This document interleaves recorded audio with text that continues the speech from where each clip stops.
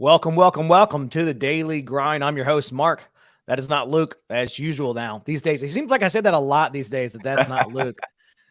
Daniel from Grizz 901 joining me on the show today. What's going on, man? Not much, man. Luke is healthy. I talked to him He is yesterday. healthy. I did too. Yeah, I did too. Who knew that he went to the hospital? I didn't know that. He told me only because he does a show with me. And right. The night before we did a show, he was like, "Hey, I can't do the show. I'm in the hospital." I'm like, "Dude, please don't worry about the show. Like, I do not care about the show." But he is better. I spoke to him yesterday too. He is better. He was like, "I'll be back Friday." I was like, "No, please don't come back to the show. Please just take the weekend, get really, feel better. Take the weekend, get better, and let's talk on Monday." And even then, it's okay. I can just keep you on the trail by myself or with Daniel. I'm fine with that. So, no, he's much better. But yeah, I'm excited to be here. We're talking about Dillon Brooks returning, which is awesome. Yes. I am a notorious Dillon hater, but I'm excited to see what the fans do. I know we're going to talk about that today, but I'm excited to see what the fans do tonight. He is supposed to get some kind of video for him. I would assume so. I would assume nothing, honestly. I mean, the video team over there, I know those guys quite well because of my profession. But they're great dudes and extremely talented. So I would expect nothing less. I expect them to get a tribute video. So yeah, we'll talk about Dillon Brooks in the second segment, as you see on the rundown. We'll talk about the countdown to John Morant because it is here.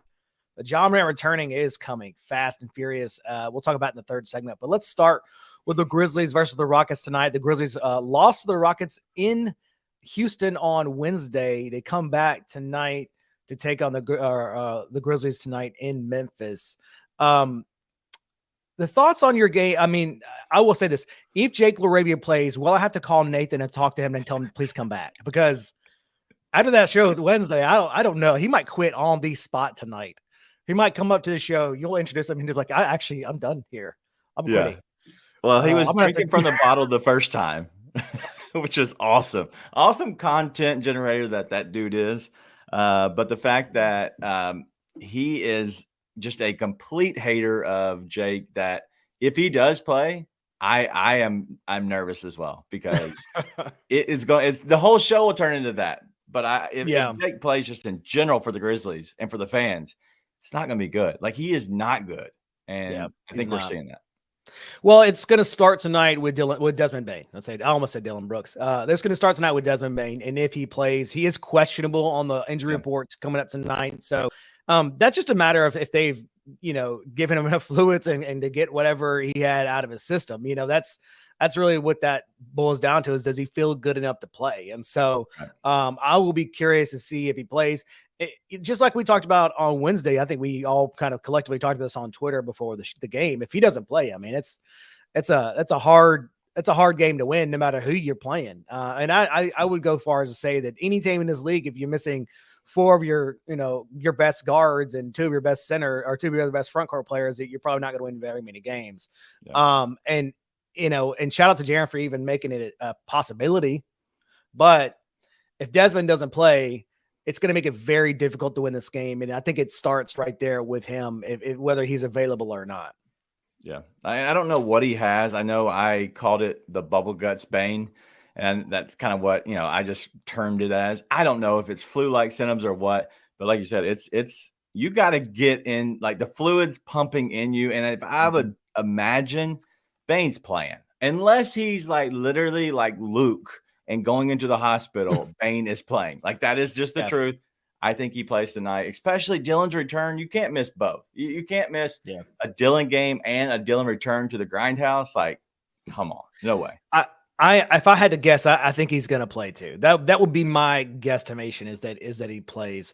And if he plays, and hopefully if he goes and he's 75% of or 50% of Dillon Brooks is better than like 100% of John Contra and Jake LaRavia. So like, that's fine with me. You keep saying Dillon Brooks, just so we're on the same page. We want a 50% out of Dillon. That's fine. Yes, we want 50% out of Dillon Brooks. Yes, 50% out of Dez too. Yeah. I was probably on the fence with Dillon Brooks. I was, a Dillon Brooks fan sometimes. We'll talk about him in the second segment. But I digress. This Rockets team is no joke on the defense. The best defense in the league. what do the Grizzlies do you think need to do differently on Friday tonight than they did Wednesday? Obviously, I think starting, let's not get down by 20. That's like numero uno. I feel like that's the best bet, and that's the best advice I could give them is not get down by 20. But what do you think? What do you think they need to do differently to win this ball game? So the Grizzlies shot 38 three-pointers last game. That was not ideal. They only took 82 total shots, which is a super low for them just in general. Yeah. I think that like moving that 82 up, keeping the 38 three-pointers, I think that's actually fine if you're getting 95 plus on shot attempts. That means they need to somehow get into the lane. This team is the best when they're in the lane, and they have not been doing that.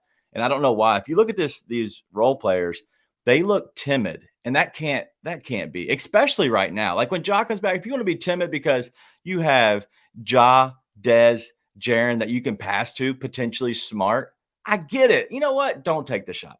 But if literally 2 of those 4 are missing, be more aggressive. And I think that they get into the paint. You go at Alperen Sengun, who isn't that big. I know he's a good ball player, but he's not big.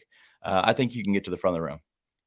Yeah, I actually talked about this on the show yesterday, how the game on Wednesday looked a lot like the games from 3 weeks ago. Yes. The past couple weeks they've been getting into the lane and the points in the paint have looked better. When they get 56, 58 points in the paint, they usually win those games. And that is the points in the paint is not like a coincidence. It is a real thing and a reason why they win ball games. And to your point, just something funny. I think I was on the show when I was talking about this. I was a show by myself, maybe Tuesday. I don't know what day it was, and I don't remember what game it was, but it was a recent game. It was a situation where it was like Vince Williams Jr., John Conchar, and someone else. And they were like dribbling in the lane and passing it, dribbling in the lane and passing, dribbling in the lane and passing. And it was just over and over again. And I was like, someone's gonna have to shoot the ball. Like you can't just keep. And then it was a shot clock violation. Shocker. But yeah, that's something that these guys after like. When they're out there, especially when Desmond Bane's out there, like someone has to shoot the ball. Like it can't be Jaren every time. As much as I'd like for it to be, it can't. But I think you're right. It starts with points in the paint.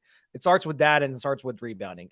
They have to be, I think that's a challenge, just a size limitation for them, unfortunately. But they have to be better team rebounders right now when they're so limited on the front court because Jaren, while they ask him to play help defense and block shots, that usually means he's out of position to get rebounds. That's the problem. And that's their style of defense. He is the help defender that blocks shots and wipes everything away. But if you're asking Jaren to do that, then he's not going to be able to rebound the ball. And so someone else has to be there. Would love for Bismack Biyombo to be better than he has been the last few weeks. He's been very, very pedestrian. He's been very off the couch, like, if you will. I'd love for him to be better.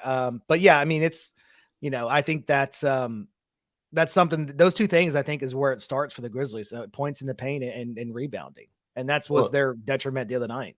Well, yeah, you look at the rebounding. You're talking about Jabari Smith, Alperen Sengun, both having 10 rebounds, and then you add in a bench guy and Tari Eason with 14. Like that's 34 rebounds to your highest players with rebounding was Vince Williams and Jaren with 7. I know it was more of a team rebounding. Like that's what the Grizzlies have been because they don't have Steve-O. And Jaren isn't the greatest rebounder, but you got to figure something out. That isn't it. And so I'm hoping that tonight is a better job of, like you said, Biz being the rebounder, being that force inside, because that's all he has to do. Just stay in front of Alperen Sengun, let him do what he does, and just keep him off the boards. It's simple. Yeah. I mean, then again, they have to figure out a way to get they have to figure out a way to, if Bismack Biyombo is not going to be that guy to team rebound, for the wings to get in there. I mean, I don't know what the answer is because if they, the wings are Zaire Williams and Jake LaRavia, and then I don't know if there is an answer. And that has been a real bad. I mean, Wednesday night you saw several possessions where they were getting 2, 3, and then like 4 offensive rebounds in one possession. I mean, that just cannot happen. I mean, you get killed when you have that many. Eventually, NBA teams, any NBA team, if you give them 3 possessions in a row, they're going to score eventually. Yeah. Like they're not going to just never score the ball. No NBA team is that bad. And so the Grizzlies, again, to your other point, they have to figure out a way to get inside. I mean, when they are getting into the paint and then shooting the 3-point ball, I mean, I think that is when they're the best. And then the other side, defensively, they have to figure out how to stay attached to shooters. Not figure it out. I talked about this on the show yesterday. The helping so far to the paint, and someone tweeted this at BCM Grizzlies on a Twitter account, is that's a feature, not a bug. And I was like, that's a perfect way to put it, because it's true. Yeah. We've seen this for several years. The helping that far into the paint off of shooters one pass away is a feature and not a bug of Taylor Jenkins' system. Unfortunately, it's like a real shitty feature, and it sucks. It's the worst feature film. It is the worst feature about his defensive scheme. But we saw that several times the other night. It was one pass in rhythm 3, and that's how they got a lot of open threes. I mean, that's not that they scored a lot of threes. I think they only had like 12 of 32, which isn't, that's a good percentage on that helping. I've always termed the phrase more show and less go, which means like you just show that you're there, which maybe, deters them from driving, and less of completely over helping and being there to actually give the help. But for you guys, I will say, watch. They all play the same style of defense because they're in the same exact defensive scheme with Jenkins and staff. But if you watch Vince Williams, he will have one foot in the paint and he will look like he's acting like he's going. And rarely does he ever leave his guy and go. But if you watch two other guys, and they're all pretty much all the same age, and Zaire Williams and David Roddy, they do similar things, but they're a little bit deeper into the paint and they always go. And there's never a show. And so if you see that, if you always see whose guy is wide open, it's usually those two. You can add Jake LaRavia, but I hope we don't see him tonight. Yeah, I mean, and that's your point. I mean, they are. It is different before. It makes it incredibly difficult to return and get back to your man. Impossible almost. Yeah, to get back to your man and close out at a reasonable rate. And like you said, Vince Williams Jr. has been a amazing. Just kind of find, because he was, if you think about it, he didn't even start the season, really in rotation. So he's been a blessing. He's been very good. And I like David Roddy, but like I've said all along, is David Roddy's should be playing 30 minutes. David Roddy's a 10-minute guy, developing, kind of like that's his stage right now, and he's just being thrust into something that he can't do. But I think overall, I think he's an actual NBA player. Whereas like unfortunately, I don't think Jake LaRavia is an actual NBA player, and unfortunately, I think Zaire Williams is just he's had opportunities and he can't do it. I mean, and that sucks, but he's had plenty of opportunity to show that he's a real NBA player and has yet to do so. Again, Jake LaRavia, I don't think was never a fan of him even when they drafted him. Like I saw him in summer league, and I was like, dude, this guy is struggling in summer league. We got real problems. This dude, he's so slow. He's like standing in molasses all the time. I know you said he's barely even, and probably not an NBA player. Well, he was barely even a high school player, only starting to really play and get minutes in his junior season. Barely a college player. He was okay in college. He showed glimpses. The same exact thing is happening. Like he never developed. He never got better. He is so slow. He's slower than Kenny, which is slow. Yeah. It's slow. That's a great finesse right there by Jake LaRavia. Shout out to him, actually. Great finesse to get drafted by the Grizz. Like, if you can get a couple $1 million and do nothing, shout out to you, baby. Great interviewer. Great. And what he was always building, he's built as a 3-point shooter, and that motherfucker can't hit a shot. He threw it up. What did they say? Threw it so hard off the backboard the other night. He was gonna break the backboard. Scaring the kids, baby. So hopefully, I think if we see Jake LaRavia tonight, we are in a world of hurt. I think that was, and I talked about this on the show yesterday. The fourth quarter lineup I thought was there was like a Jacob Gillard and Derrick Rose is out there, and Zaire and I mean, I think they just that lineup. I think that was on Taylor Jenkins to ride that lineup for that long was a mistake. I don't know why we didn't see Santi there. I don't know why. Even to be clear, I don't even know why we didn't see X. When he's a proven NBA player, why would you see like a Jaren X Santi lineup on a big, especially when you're struggling with the boards like that in the fourth quarter? why on earth you didn't go to like a big heavy lineup with, you know, X Santi and Jaren on the front court was beyond me. And I don't know if X was hurt, but it didn't seem like that. It just was a DNPCD, and that I thought was a mistake by Jenkins. Now I don't want to say that cost him the game. No. Getting down by 20 cost him the game, right. But it certainly didn't give them any opportunity to come back when quite frankly, Houston was giving them every chance to do it. Yeah. Well, Tillman is a guy that Jenkins likes. So yeah. With that being said, I think that there's something else there. There's no way he doesn't go to – he went to Jake LaRavia, okay? He went to Jacob Gilliard, and he likes X more than both of those dudes. I think there's something there. It could be because of the 15th is coming, as in today, where people are more eligible to trade. I think that could be. I think it could be health. It could be whatever. I wouldn't think it's anything crazy where he's just not good enough, even though last game he sucked. I think Jenkins gives these dudes a long leash, and X has proven himself enough and helped Jenkins and his staff enough. I think he would have played him. There's something else there. There's no reason he just is a DMP easy. And I tend to think the same thing. He's played too much over the years and he's a proven NBA player, right? To just sit on the bench when you again need rebounding and need big. So I tend to agree with you. I think there's something there that we just didn't know about, and maybe just went to go to the game and maybe in warmups just couldn't go and figure that out. I don't know, but who knows? Let's take a quick break. We'll be right back. On the other side, we'll talk about, should you boo Dillon Brooks? Is that acceptable in the NBA? Boo. We'll be right back. I am highly upset, man. Oh, man. ESPN, you dastardly dogs you. Last week had us feeling good.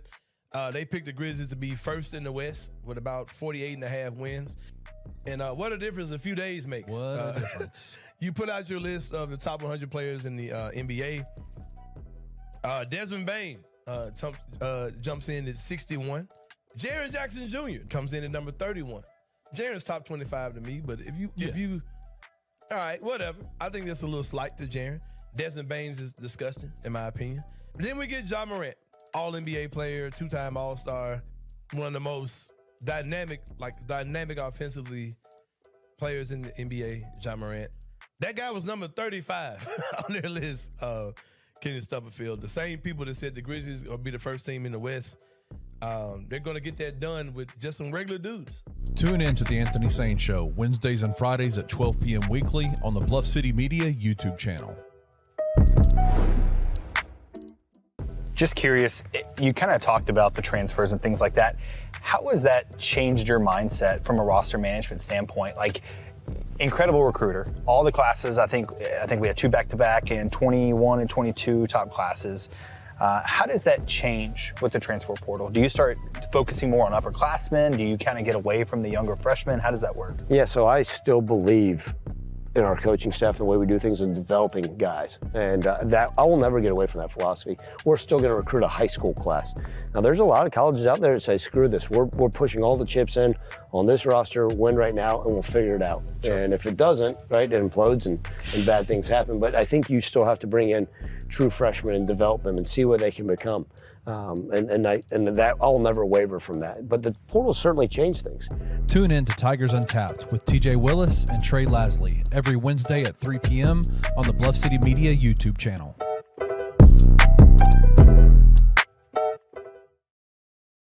Welcome back to the Daily Grind, where we talk about the Grizzlies every single day right here on Bluff City Media. Usually myself and Luke, but today I got Daniel from Grizz 901. This is the shameless promotion time, Daniel, where we talk about how awesome Bluff City Media is. And if you're not already a Bluff City Media insider, make sure you go and do so. It is super awesome, super fun, and super cheap. It's $5 a month. You get access to the Discord to chat with us during the game and all the people in there. That's like 300 people in there now. It's always popping.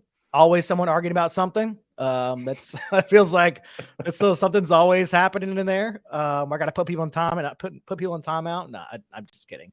But it's super fun. You get access to the Discord, access to our insider articles, and even more so, you get 20% off all our merch, which is good now since we just launched a new merch site this week, bluffcitymerch.com.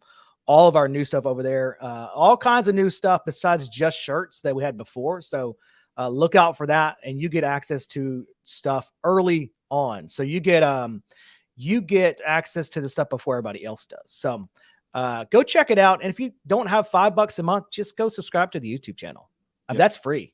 And that really helps us out too. So we're building that up, and that helps us, gives us a little bit of cash every month, helps us continue to do these shows every single day. So let's get back to the show. Dillon Brooks returns tonight. Daniel, what do you think will happen on his first possession, the first time he touches the ball? Wow. I don't think anything happens, honestly. I think it's going to be normal. I will think that I think Tobias Z, who's in the chat, said the last year of the night is going to be the first 3 that Dillon misses. I think that's the truest statement, because it will be a hey, we are right, the Dillon haters, because he just probably airballs a 3 or he does something stupid. I think that will get the first one, but I think the first time he touches, I think it'll be fine. I will say though that he will get the cheers early, and I think he gets the boos late. I think that, how do you feel about booing in general? I mean, should you boo? I will say this. Let me 2-part question. Should you boo? And do you think Dillon Brooks loves it if you do boo? Yes. I think that's the problem, is he'll actually enjoy the boos but I do think that he cares about his time in Memphis. I really do. I think he cares that he made a home here, that he had, his family's here. He still has his house here, maybe because the market isn't perfect and that's why he haven't sold. But I will say that he does care a lot. I think he's an emotional dude. And so I think we'll see tonight that he's going to care. And if he gets booed, he'll probably like that during the game. But I think fans in Memphis are smart to the fact of, we appreciate him, but we can still boo him because he is now the only other team. I thought it was a fitting. I was listening to Chris Harrington and Drew Hill yesterday on their podcast on the Daily Memphis, and they do a great job. Obviously, Chris said that the best way to appreciate Dillon Brooks is to boo him. Like that is like the way this, because he's like, his point was that that's how you would appreciate a heel, like in wrestling, like right, you booing. That's cheering for them. Right. I thought that was a fitting argument to be made about booing Dillon Brooks, because I do agree he loves the villain role. That is something he loves to be to do all the time. So I do think you're right. I think he would like he'll like it in the moment. He'll feed off that energy. To be frankly, he might feed off it too much. He might see a unique Dillon Brooks game. He might feed off it too much. If you get a whole arena booing him, he might think too much of it, and might inspire him to do more. So someone in the chat, Hunt, just said pregame cheer for him, during the game boo him loudly. I like that. Pre-game cheer for Dillon during the video tribute, which will happen, and then boo him during the game. That's a pretty fitting, because like you said, he spent a lot of times in this city. He generally does love the city, as much as he might put on and he might say, I have talked to Dillon Brooks in a locker room for a lot of years. He generally does enjoy this city and love the city, no matter what he says publicly. Just to get under people's skin. That's like, if you don't understand that that's Dillon, that's who he is. Like, you can't separate Dillon Brooks, like the villain, and Dillon Brooks the person. Like, that's his persona. Like, we just talk about wrestling. That's like that's his shtick, right? If you can't separate those things and understand that he really does enjoy the city and does love the city, I got news for you. I want to tell you something if you can't do that. Actually, I was good.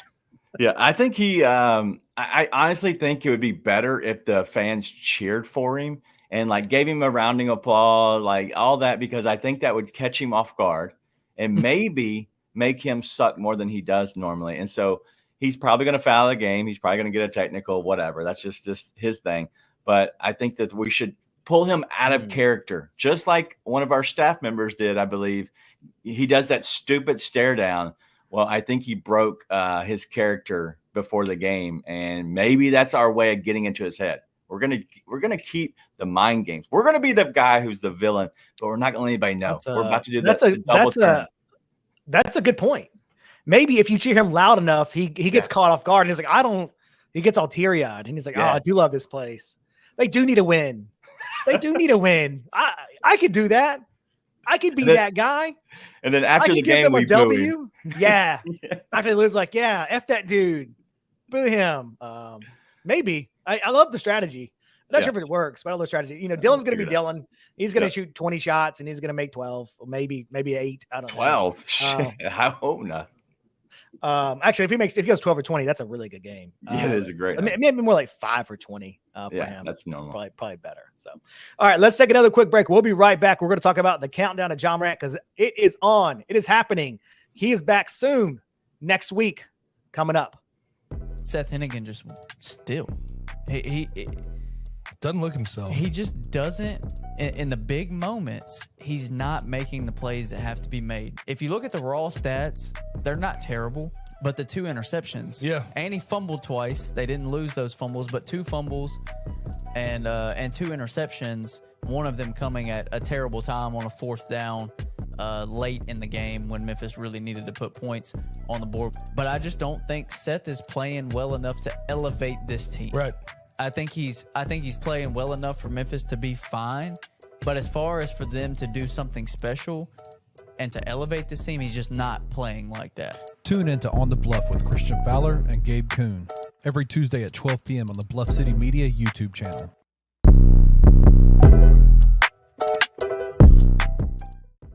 Kenny, there are certain guys in the NBA that are enigmatic players. They're going to be appealing to a large fan base. But when you have guys like that who, like John Morant, who have off-court issues he's had, Kyrie Irving who has had the things he's had, the NBA doesn't particularly like the fact that those guys are larger than life. If I'm the NBA, if I'm ESPN, who of course are working together on all this stuff, I'm going to start telling you who you need to like.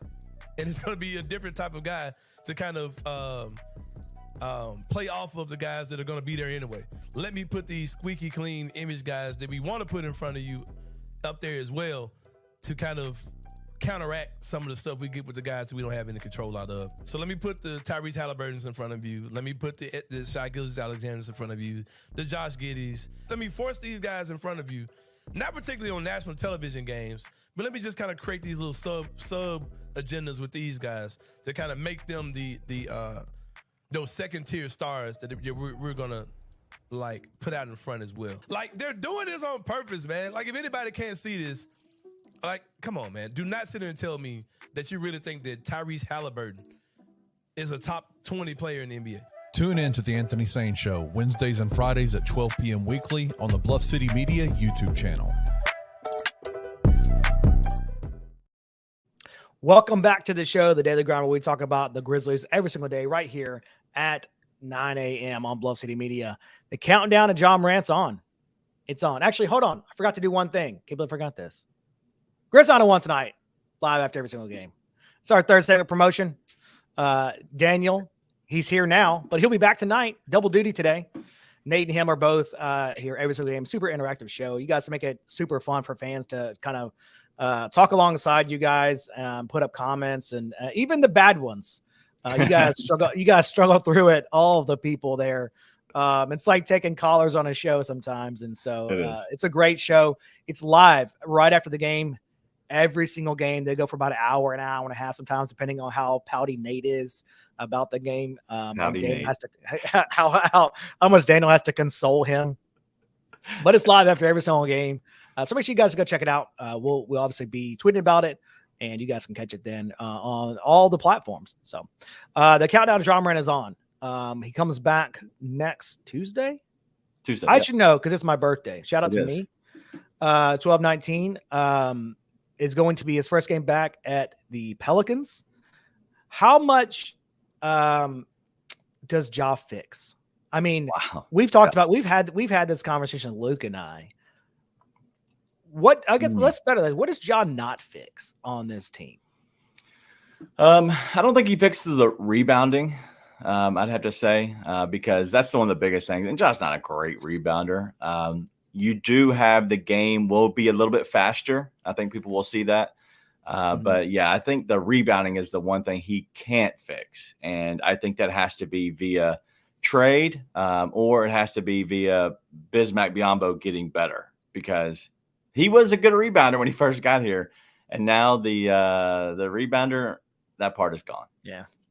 Probably via trade. If I had to.